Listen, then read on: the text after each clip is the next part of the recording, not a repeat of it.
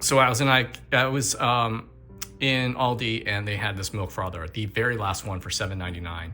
Why this is important is because my trusty handy dandy IKEA frother that I've had forever finally died. But fortunately, I bought a second one as a replacement. And then that one died very soon, which kind of shocked me, to the point where I actually compared. There's actually date codes on these. One of the problems with this, even though it has a silicone seal at the top or the bottom of the frother wand, when you store this, because it's a flat bottom, you want to leave it like that. But I suspect, in my case, I had corroded batteries that caused my first one to die. But the second one, I don't know why it died. But one of the problems is whatever fluid you use to froth, it can drip down, and silicone seal works pretty good, but eventually it might drip underneath and get into the motor.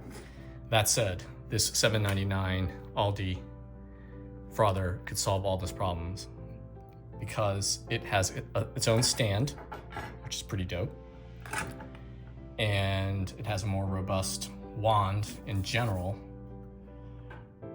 It's got two, and just the shaft is more robust, and it comes with 2 alkaline batteries. I'm gonna plop the batteries in and check in and see how this works with my matcha tea. I mean, it even has a nice little touch where it has the little piece of fabric to help you pull the batteries out. And it's well marked, if you can see it. The IKEA one is pretty sketch the way the battery slots in behind the door. In fact, there's a battery in here. And so yeah, we're gonna plug it in. We're not gonna do matcha because it's late and I want to be able to sleep tonight.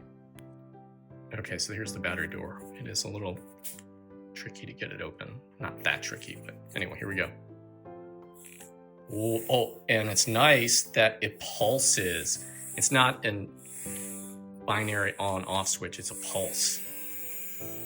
Oh, that's way more powerful than the IKEA one ever was.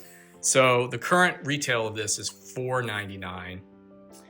I think I got it for the first one for like $3, if that. This is $7.99.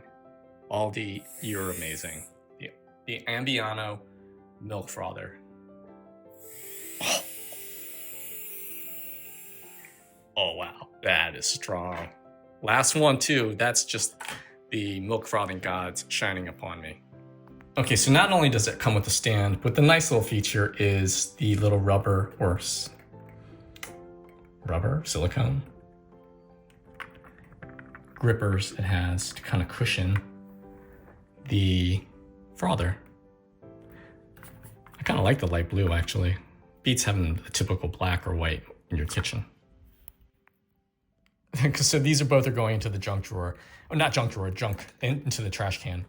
The interesting thing is I went ahead and obviously Googled what these go for today, because I knew they were incredibly cheap. The IKEA ones were way cheaper than anything else. I didn't realize, like on Amazon, these things go for $25, I want to say. Obviously, they're much nicer than these $5 ones, but I don't drink that much drinks that require frothing, so I wasn't going to want to pay $25, and that's why $7.99 is a killer deal, especially given like how powerful they are. It is, and these never ever brand spanking new approach that kind of power. Okay, so instead of making myself a caffeinated drink, I'm going to make a chamomile.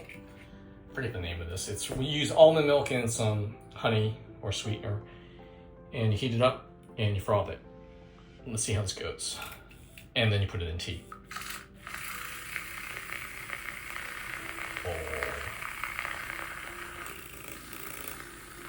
Oh, that's power. So it turns out it's called a London Fog. I totally forgot. I was at a cafe. This is my version of a London Fog with herbal tea, so I can sleep tonight. And it's quite tasty. Ooh, very good.